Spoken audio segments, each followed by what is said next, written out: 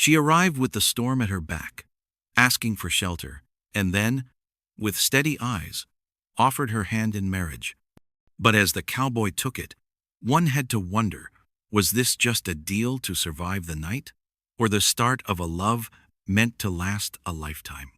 The storm hits the high country like God's own fury, turning the world into a chaos of wind and rain that would make the devil himself seek shelter. Lightning splits the sky in jagged wounds, illuminating the rugged landscape around Calder Holt's ranch for brief, terrifying moments before plunging everything back into darkness. Calder sits by his fireplace, nursing a cup of coffee that's gone cold hours ago, listening to the storm tear at his roof like a living thing trying to get inside.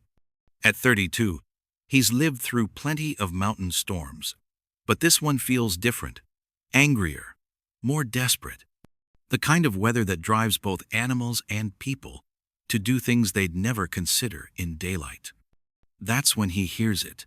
3 sharp knocks on his front door, barely audible above the howling wind, but unmistakably human.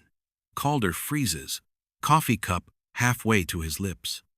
Nobody travels these mountain roads in weather like this. Nobody sane, anyway. The knocking comes again, more urgent this time, followed by a voice that cuts through the storm like a blade through silk. "Please, I need help." Calder sets down his cup and moves to the window, peering through rain-streaked glass into the darkness. Lightning flashes, and for a split second, he sees her, a figure in a dark coat, hunched against the storm, long hair whipping around her face like battle flags. When he opens the door, the wind nearly tears it from his hands. The woman stumbles inside, bringing with her the smell of rain and something else, fear, sharp and metallic. She's soaked to the bone, shivering violently, but when she looks up at him, her eyes are the most striking thing he's ever seen. Green as summer grass, but with depths that speak of winter storms and hard choices. "Thank you," she gasps, water dripping from her clothes onto his floor. "I'm sorry to impose, but She stops, studying his face in the firelight. "My name is Sila Maro, and I need to ask you something that's going to sound completely insane." Calder steps back, every instinct screaming caution. He's learned the hard way that beautiful women with desperate eyes bring nothing but trouble. What kind of something? Selah straightens, water still streaming from her hair, and looks him dead in the eye. "I need shelter from this storm, and in exchange, I'm offering you my hand in marriage." The words hang in the air between them like smoke from a gunshot. Calder stares at her, certain he's misheard over the storm's roar. "I'm sorry. What did you just say?" "You heard me correctly." Her voice is steady now, despite the way her hands shake. "I know how it sounds, but I'm not crazy. I'm desperate. And desperation makes people say things that sound impossible. But I'm completely serious." Thunder crashes overhead, so loud it rattles the windows, and Calder realizes that whatever brought this woman to his door in the middle of the night, it's bigger than just seeking shelter from the weather. If you think that's a wild way to start a marriage proposal, just wait until you hear what happens next. Calder closes the door against the storm and turns to face this strange woman who's just offered to marry him like she's proposing a business transaction. In the firelight, he can see her more clearly, late 20s, with the kind of beauty that's been weathered by hard living, but not broken by it. Her clothes are quality but practical, the kind a ranch woman would wear. And there's something in the way she carries herself that suggests she's no stranger to difficult situations. "Ma'am, I think you need to sit down and warm up before we discuss anything as serious as marriage," Calder says, gesturing toward the chair by the fire. "You're half frozen and talking nonsense." Selah doesn't move toward the warmth. Instead, she stands straighter, water still dripping from her coat. "It's not nonsense. I wish it were, but my situation is complicated. There's a man who claims I'm his intended bride, and he's coming for me with legal papers that aren't worth the ink they're printed with. But they'll hold up long enough for him to take everything I own. What kind of everything? Calder asks, though he's already beginning to suspect this is about more than just a romantic misunderstanding. Land. A ranch my grandfather left me up north, near the Colorado border. Good grazing land, water rights, and timber. Worth more than most people see in a lifetime. Selah's voice turns bitter. Worth killing for, according to Rogan Vance. The name hits Calder like a physical blow. He's heard of Rogan Vance, a man who acquires property through intimidation, fraud, and occasionally violence. The kind of predator who preys on widows and orphans, using legal technicalities, and bought judges to steal what he can't earn honestly. And marriage to me would protect you how? Exactly, Calder asks, though he's already beginning to understand her desperate logic. Because a married woman's property belongs to her husband, not her fiancé. If I marry you tonight, any claim Rogan has becomes legally worthless. He can't force a married woman to honor a previous engagement, especially one based on forged documents. Lightning illuminates the room again, followed immediately by thunder that shakes the house to its foundations. Selah flinches at the sound, and Calder notices how she keeps glancing toward the windows, as if expecting to see faces pressed against the glass. You're afraid he's following you, Calder observes. I know he's following me. I've been running for 3 days, sleeping in barns and abandoned cabins, trying to stay ahead of him and his men. This storm is the first piece of luck I've had. It'll slow them down. Give me time to think. Calder studies her face, looking for signs of deception or madness. Instead, he sees the hollow-eyed determination of someone who's been pushed to their absolute limit. It's a look he recognizes, because he's worn it himself. Why me? He asks. Why not find a sheriff, or a judge, or someone who could help you legally? Selah's laugh is sharp and humorless. Rogan owns half the law enforcement between here and Denver. The other half he intimidates. I need someone who can't be bought or bullied. Someone strong enough to stand up to him. She looks directly at him. Someone like you. You don't know anything about me. I know you live alone on a working ranch in country that would break most men. I know you opened your door to a stranger in a storm without hesitation. And I know you haven't thrown me back out into the weather, even after I've made the strangest proposal in frontier history. Calder turns away from Selah's intense gaze and walks to the window, staring out into the storm-lashed darkness. Her words have stirred up memories. He's spent years trying to bury memories of another woman with beautiful eyes and desperate circumstances.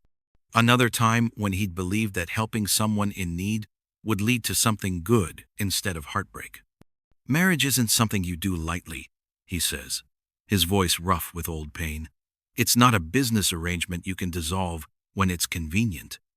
I'm not asking for love, Selah says quietly.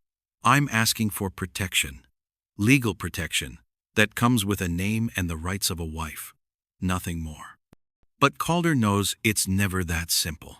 5 years ago, he'd fallen for a woman named Catherine, who'd seemed just as desperate, just as vulnerable. She'd needed someone to help her save her family's farm from creditors, and Calder had been fool enough to believe that gratitude might grow into something deeper. Instead, Catherine had left him the moment a wealthier man made her a better offer, taking with her every cent Calder had invested in her desperate situation. The last woman who needed my help cost me nearly everything, Calder admits, still staring out at the storm. Money, pride, faith in my own judgment. I swore I'd never make that mistake again. He hears Selah move closer, her wet boots squelching on the wooden floor. I'm not asking for your money or your heart. I'm asking for your name, temporarily, until I can deal with Rogan legally. Once the immediate danger is past, we can discuss other arrangements. Other arrangements like an annulment? If that's what you want. Calder finally turns to face her. And what if it's not what I want? What if I'm fool enough to hope that a marriage of convenience might become something real? Selah's expression softens for the first time since she arrived. Then you'd be taking a bigger risk than I am. Because I don't know if I'm capable of being a real wife to anyone. Rogan and his threats have shown me just how alone I really am in this world. Lightning crashes again, closer this time, and the lights in the house flicker and die. The room plunges into darkness except for the firelight, casting dancing shadows on the walls. Calder fumbles for the lanterns he keeps ready for such occasions, striking a match and lighting 2 oil lamps that fill the room with warm, golden light. In the lamplight, Selah looks younger, more vulnerable, and Calder finds himself studying the details he'd missed before the determined set of her jaw. The way she holds herself like someone who's learned not to show weakness. The slight tremor in her hands that has nothing to do with cold. "Tell me about your ranch," Calder says, settling into the chair across from her. The one Rogan wants so badly. Selah finally sits down, close enough to the fire that steam begins rising from her wet clothes. "It belonged to my grandfather, then my father. 3,000 acres of the prettiest country you've ever seen, with a creek that runs year-round, and grass so good it could fatten cattle just by looking at it.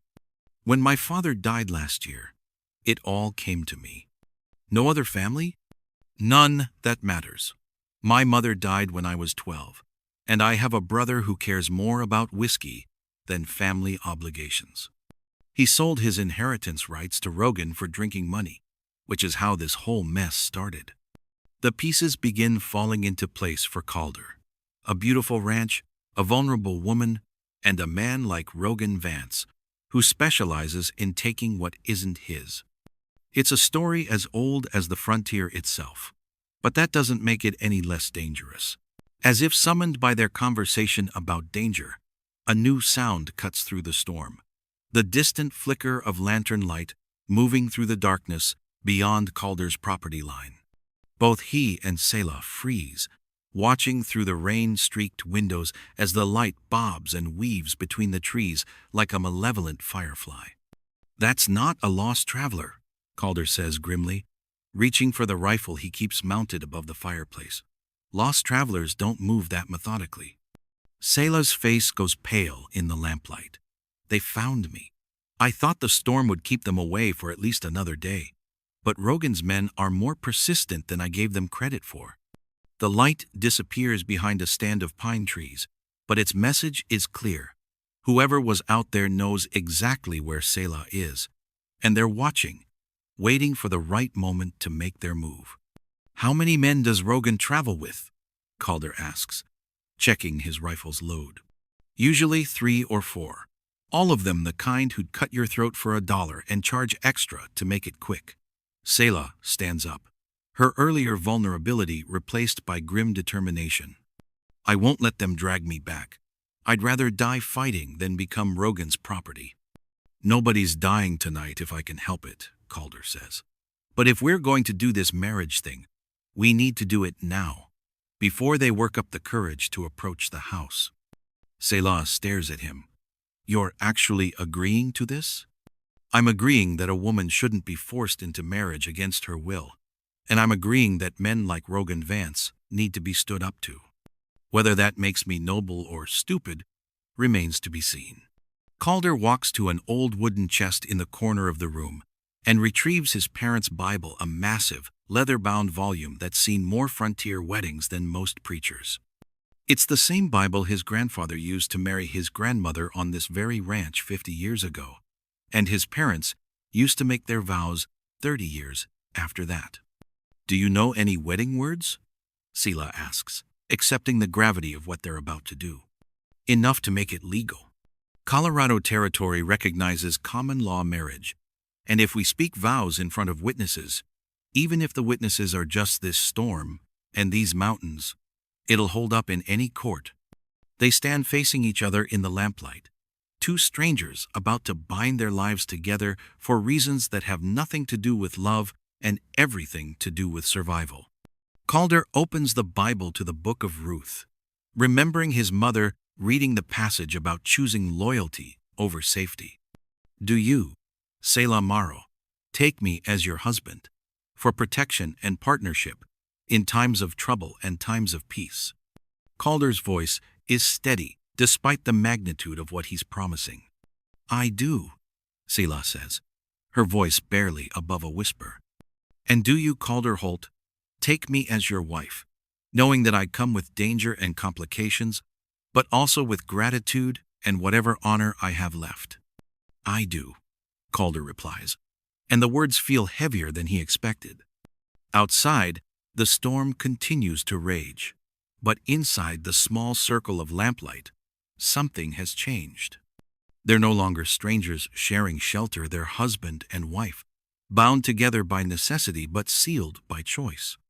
The lantern light outside has disappeared, but Calder knows it will return.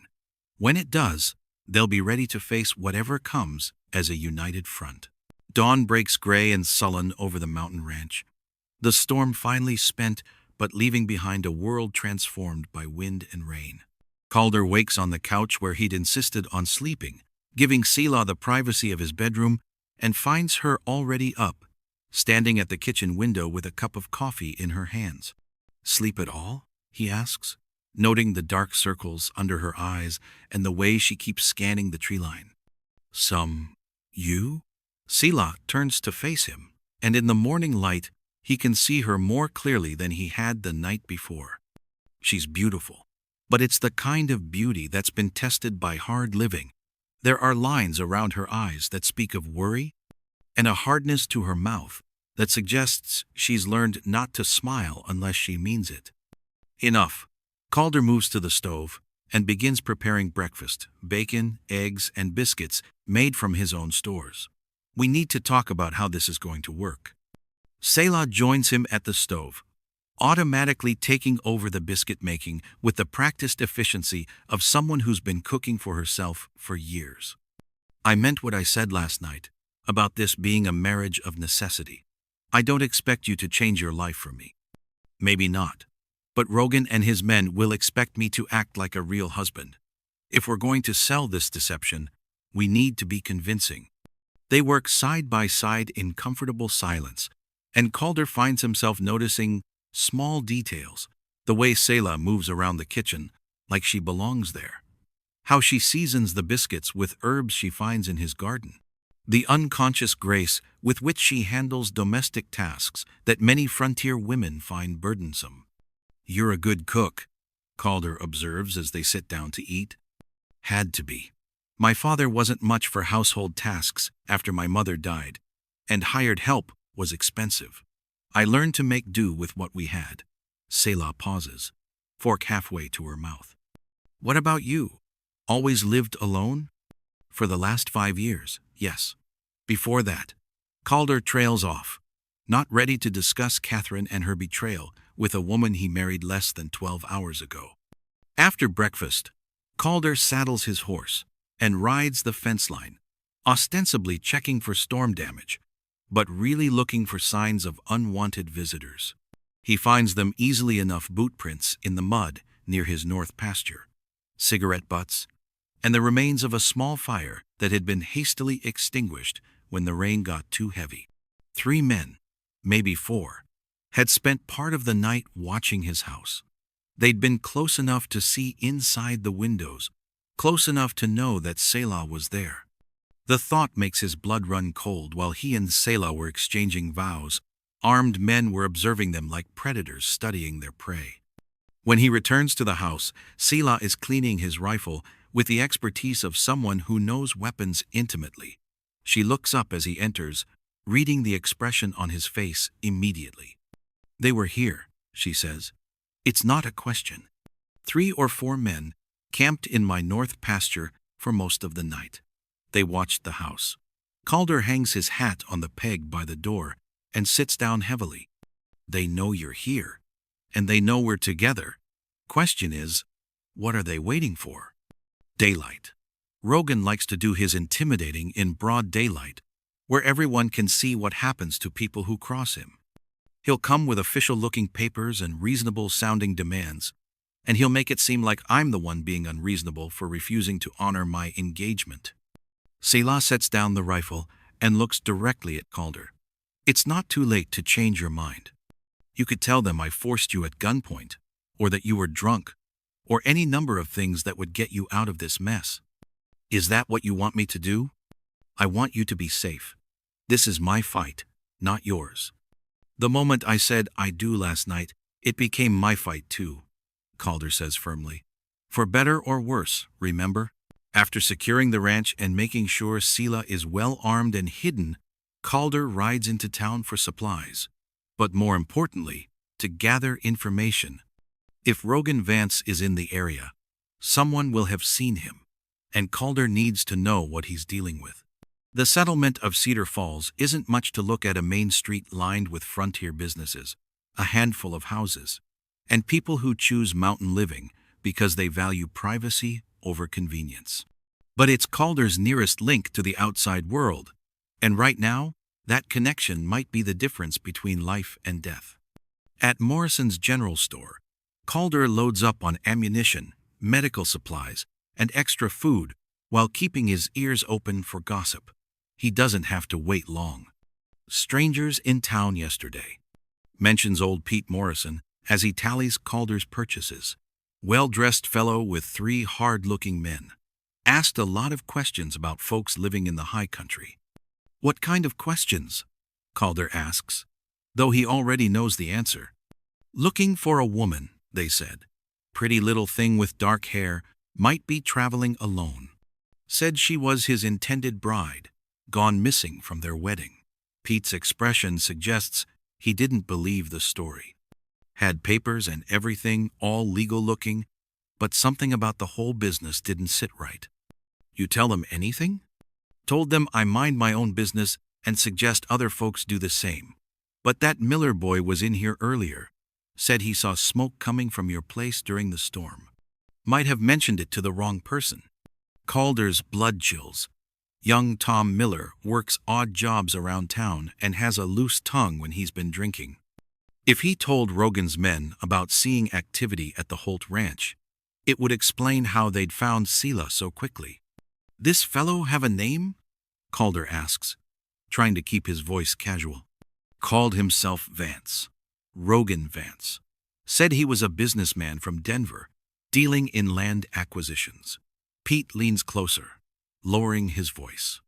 Between you and me, Calder, I've heard that name before. Nothing good. Man's got a reputation for taking things that don't belong to him. Calder pays for his supplies and heads for the door, but Pete's voice stops him. You be careful out there, son. Whatever business you might have with men like that, it won't end well for anybody involved. The ride back to the ranch feels longer than usual, every shadow potentially hiding an ambush. Calder pushes his horse harder than normal, driven by growing certainty that he's left Sela alone too long. His fears prove justified when he crests the ridge overlooking his property and sees fresh horse tracks in the mud leading to his front door. 3 riders, moving confidently, had approached the house sometime in the last 2 hours. He finds Sela in the kitchen, apparently unharmed but tense as a coiled spring. The rifle lies across the table where she can reach it quickly, and her face has the pale, determined look of someone who's just faced down mortal danger. They came, she says simply. 3 men, just like you said.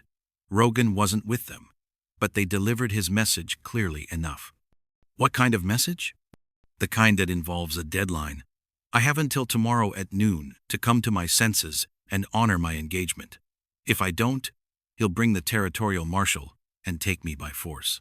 That evening, as the sun sets behind the mountains in a blaze of orange and gold, Calder makes his decision. He spent the afternoon reinforcing the ranch's defenses, checking rifle positions, ensuring adequate ammunition, and planning escape routes if the situation became untenable. But running isn't really an option. I'm going to face Rogan when he comes, Calder announces as they finish supper. This ends tomorrow, one way or another. Sela looks up from her plate, fork suspended halfway to her mouth. That's exactly what he wants, to draw you into a confrontation where he holds all the advantages. He'll have men, legal papers, and probably corrupt officials backing him. Maybe. But he's made one crucial mistake. Calder stands and walks to the window, staring out at the darkening landscape. He thinks this is about property and legal maneuvering. For him, you're just another acquisition, another piece of land to be controlled. And for you? Calder turns back to face her, seeing something in her eyes that wasn't there the night before. A warmth that has nothing to do with the fire in the hearth. For me, this is about protecting my wife. That makes it personal in a way Rogan won't understand until it's too late. The words hang in the air between them, carrying weight that goes beyond their practical marriage arrangement. Somewhere in the last day and night, their relationship has shifted from desperate convenience to something deeper, something that feels surprisingly real. "You don't have to do this," Sela says quietly. "I've been taking care of myself for a long time. I can handle Rogan." "I know you can, but you shouldn't have to." Selah sets down her fork and studies his face in the lamplight. "You realize that if we survive this, we'll have to decide what comes next. This marriage that started as legal fiction. It's starting to feel like something else. Would that be such a terrible thing?" Before Selah can answer, the sound of an approaching horse cuts through the evening stillness.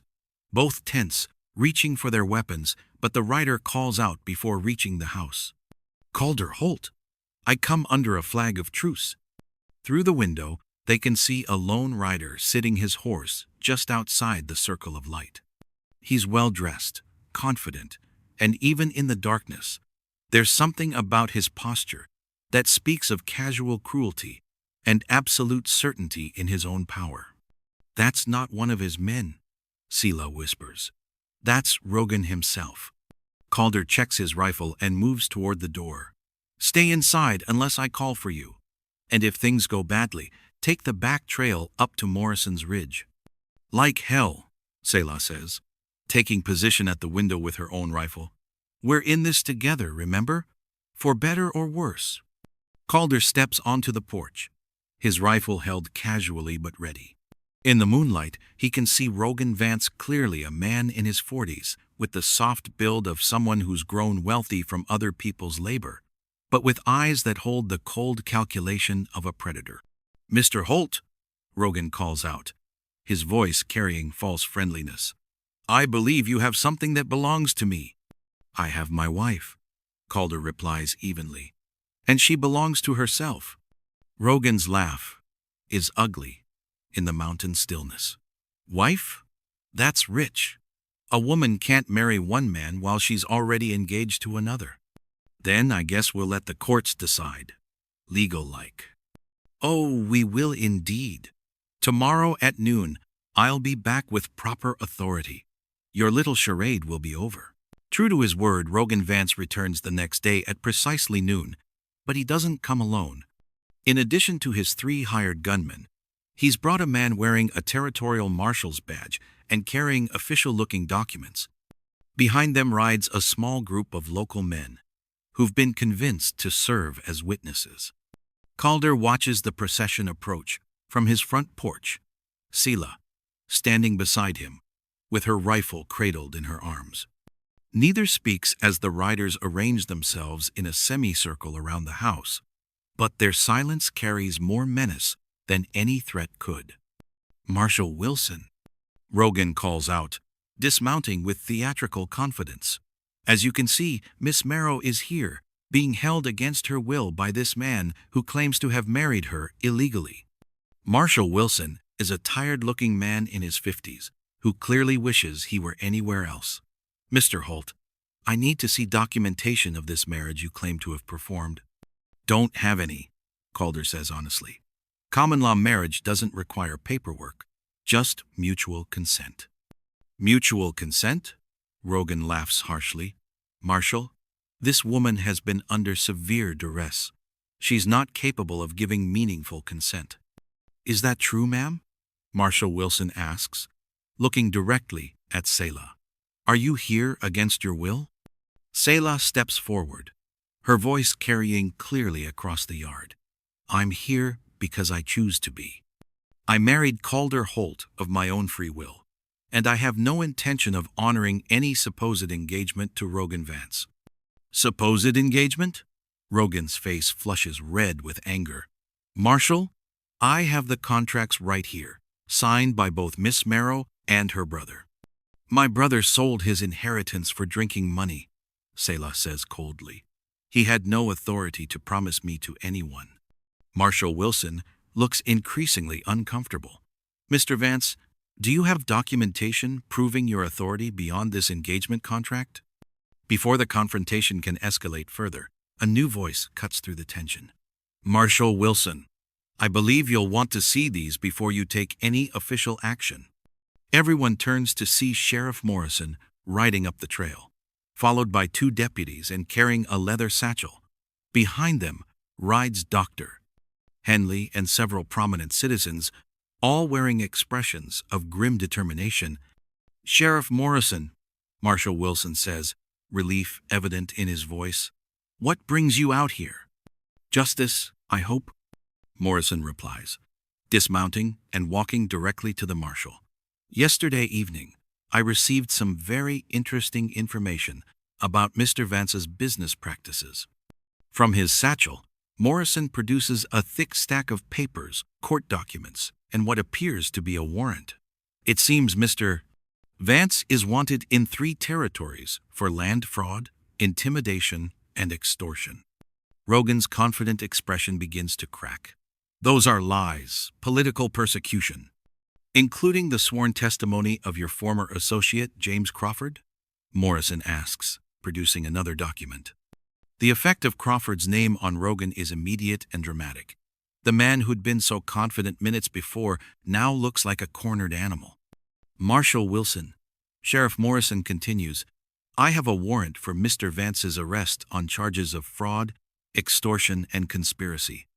I believe that supersedes any claim he might have on Miss Marrow's person or property. The arrest of Rogan Vance happens quickly and without violence, his hired gunmen abandoning him the moment they realize the law is no longer on his side. Marshal Wilson, clearly relieved to discover he's been manipulated rather than corrupted, personally places Rogan in shackles while Sheriff Morrison's deputies disarm and disperse the men who'd been recruited as witnesses. As the dust settles and the last of the unwanted visitors disappear down the mountain trail, Calder and Selah find themselves alone on their porch, watching the sun set over a landscape that suddenly feels peaceful again. So, Calder says, settling into the chair beside her, Rogan's going to prison. Your land is safe, and you're legally free to make your own choices about your future. What happens now? Selah is quiet for a long moment, staring out at the mountains that stretch endlessly toward the horizon. I suppose I could go back to my grandfather's ranch, try to work it alone. I could probably find a good foreman, maybe even make a success of it. You could, Calder agrees. It's good land, and you're certainly capable of managing it. Or, Selah continues, turning to look at him with eyes that hold a warmth he's never seen before. I could stay here with my husband and see if a marriage that started out of necessity might become something real. The words hang in the air between them, carrying all the weight of possibility and hope that comes with choosing love over safety, partnership over independence. That would be taking quite a risk, Calder says, reaching for her hand.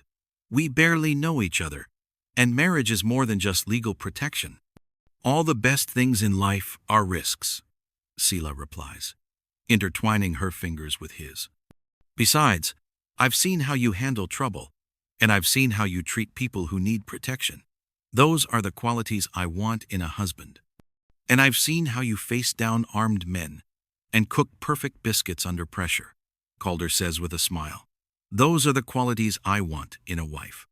They sit in comfortable silence as the stars begin appearing in the darkening sky. 2 people who'd found each other in a storm and discovered that sometimes the most desperate circumstances lead to the most unexpected blessings. So we're really doing this? Selah asks. Making this marriage real instead of just legal?